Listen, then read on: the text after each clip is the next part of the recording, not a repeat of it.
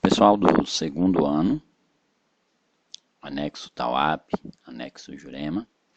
Hoje nós vamos fazer, nessa videoaula slide, um resumo do que nós já estudamos, que é o romantismo. O panorama geral e as implicações também no nosso país, da literatura romântica no nosso país. Então vamos lá. O panorama geral é que o romantismo ele surge na Europa no ano de 1800, isso pessoal é lógico, isso é uma datação mais ou menos de 1836 a 1881 no Brasil, porém na Europa ele aconteceu antes, ou seja, ele começa no final do século XVIII, 1776, em especial com o movimento da Revolução Francesa. É óbvio que o romantismo ele ganha força com a Revolução Francesa. Por que a Revolução Francesa? Como vocês sabem, na Europa como um todo, a maioria dos países eles eram países, vamos dizer, absolutistas, ou seja, eles eram mandados pelo rei, pela nobreza. Então, esses ditavam, depois da classe social, depois da nobreza, a pirâmide social, vinha o clero, que é a igreja, que exercia uma influência grande, e dona também de terras, de riqueza, e por último vinham os servos, que mantinham a riqueza. É interessante observar que isso não se alterou por muito tempo, por muitos séculos, né? Desde o fim da Idade Média. E aí, a gente vai ter uma coisa que chama muita atenção, duas coisas que nós vamos observar. É que quem dominava a cultura e a arte, a literatura, era a nobreza. E quem é o burguês? Por que dizer que o romantismo é uma arte burguesa? Em rápidas palavras, vamos entender que os burgueses, eles não pertenciam à classe alta, mas eram comerciantes e que foram acumulando riqueza.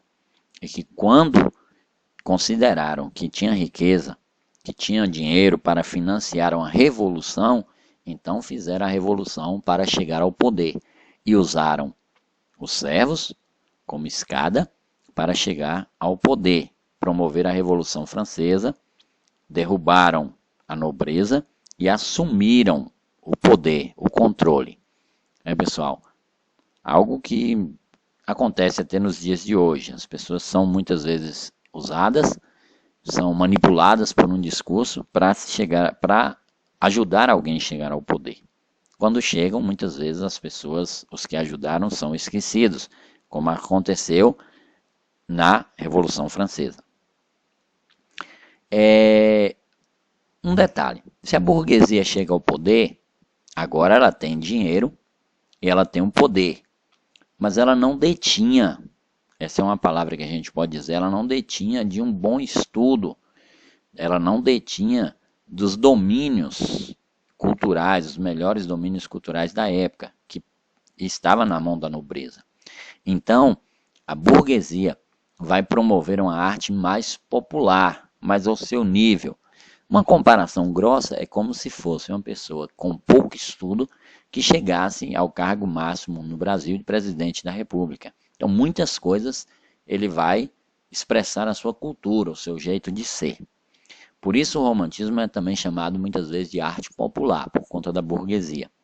Alguns elementos são as características do romantismo. O romantismo, se ele nasce, se ele se propaga, se ele se difunde com mais força a partir da Revolução Francesa, é natural que ali se defendia a ideia de cidadania, a ideia de liberdade, igualdade, fraternidade, pelo menos na teoria, porque na prática não acontecia. Então, houve uma valorização de elementos populares, porque a própria burguesia, como eu já disse, ela veio de camada baixa, de camada popular. Há uma liberdade de criação. Por que a liberdade de criação? Ora, se não há um domínio da escrita, se não há um domínio da leitura, é natural que o imaginário entre no lugar disso. Por isso, não tem mais aquelas regras rígidas, clássicas, tem que ser assim, tem que ser daquele jeito. O homem, dentro do romantismo, o homem no sentido geral, ele é livre para criar. Outra questão é a valorização, perdão, do nacionalismo. Por quê? O que é a exaltação da pátria? Por quê? Lembra que a Revolução Francesa, ela pregava a liberdade, a igualdade, né, e a fraternidade. Havia ali um cunho de cidadania, então as pessoas vão se aproximar mais da pátria, vão defender mais os seus países. Prova disso é que após a Revolução Francesa, muitas nações, inclusive o Brasil, depois disso, também lutou e conseguiu a sua independência política. Subjetivismo. Outra característica, quer dizer a atitude individual, o pessoal. Lembra da resposta subjetiva na prova? É a sua resposta, o seu jeito de interpretar. Egocentrismo, é a valorização do eu. Então o eu é valorizado, o eu é exaltado.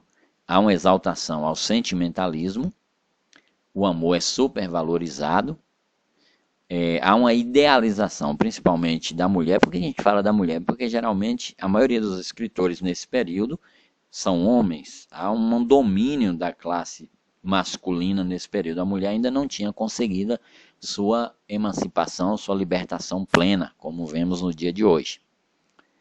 Então a mulher ela é idealizada, ela é enfeitada, ela não é aquela mulher real, mas uma mulher imaginária, muitas vezes, idealizada, exaltada em suas características positivas. Nós vamos ter também um outro lado, que às vezes a gente pensa que o romantismo é só beijinho e abraço, paz e amor, mas temos também o outro lado que é o mal do século, quer dizer, o ultrarromantismo, a insatisfação, o exagero, sabe? Essa questão assim do apego à morte, que falaremos um pouquinho mais adiante. O romantismo, então, ele contribuiu com a ruptura com o clássico, com o tradicional e permitiu uma revolução cultural. Ou seja, antes, fazer literatura era para poucos e quem estudava para isso. Com o romantismo, agora muitos e muitos que até nem têm domínio para tanto começam a fazer literatura. Também ajudou a enriquecer a língua portuguesa, incorporando neologismos, são palavras novas, a liberdade de expressão. No Brasil, isso aconteceu no mundo inteiro, o romantismo. No Brasil, o romantismo ele chega num período pós-independência. Ou seja, o Brasil se tornara livre de Portugal. Então o romantismo achou um terreno fértil. Lembra? O amor pela pátria, a exaltação pela pátria, falar bem, a cidadania, o ser livre. Então, na independência do Brasil, o romantismo ele acha um terreno fértil. Por isso, o nosso romantismo ele vai iniciar como sendo um cartão postal, ou seja, mostrar lá fora o nosso país. O romantismo no Brasil ele se divide em poema e prosa. Vamos falar primeiro dos poemas, depois da prosa. Poema, 3 gerações, ou seja, os 3 ligados ao romantismo, 3 momentos ligados ao romantismo, mas cada um com um olhar diferente. Por exemplo, a primeira geração ela tinha um olhar de fazer um cartão postal, ou seja, apresentar o Brasil, mostrar essa pátria, mostrar as belezas e as riquezas, enquanto os outros países mostraram os castelos, os cavaleiros medievais, o passado histórico, o Brasil, de 1500 para cá, que não teve Idade Média, que não teve castelos, que não teve cavaleiro medieval, vai construir o seu próprio herói, o índio, o bom selvagem, o bravo, o destemido, que enfrenta os perigos da selva.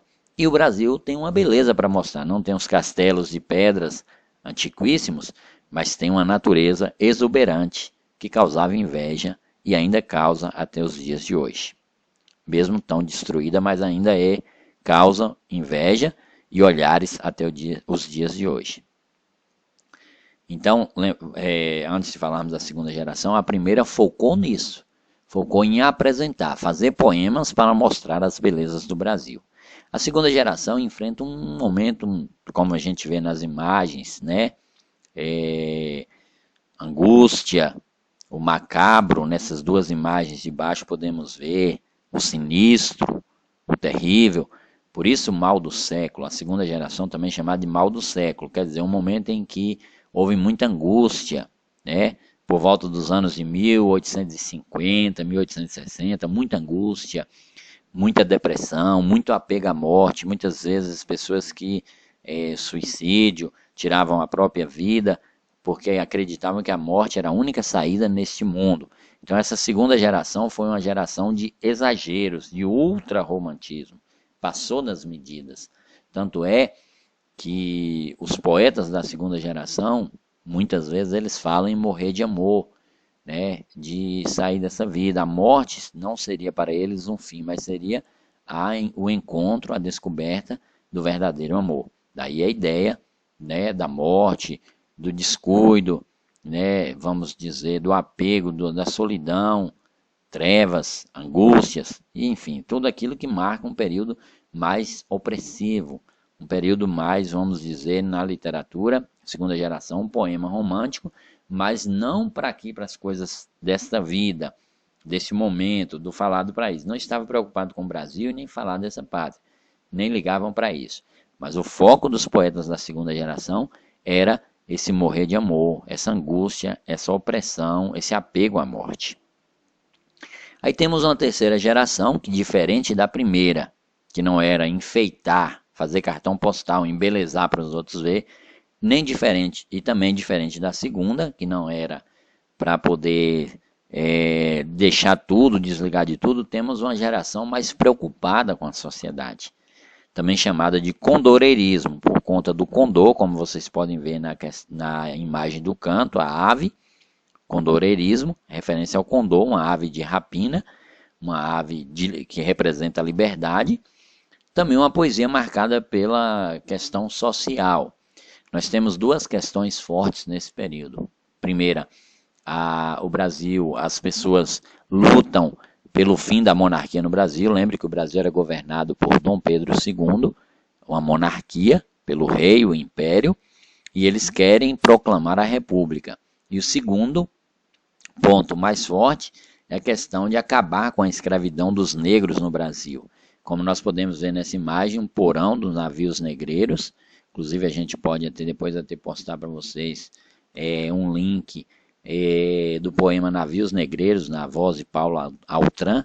São imagens belas que mostram o poema Navios Negreiros de Castro Alves, essa imagem desse rapazinho aqui de bigode no canto, embaixo, canto inferior. E que a gente pode ver muito bem também, que ele, como outros, lutaram pelo fim da escravidão. Então é uma geração poética que luta pelo fim da escravidão. Mas não para nisso aí. Isso nós falamos do poema. Primeira, segunda, terceira geração. Primeira, cartão postal. Segunda, apego à morte, evasão, saída, fuga. Terceira, luta por mudar a sociedade.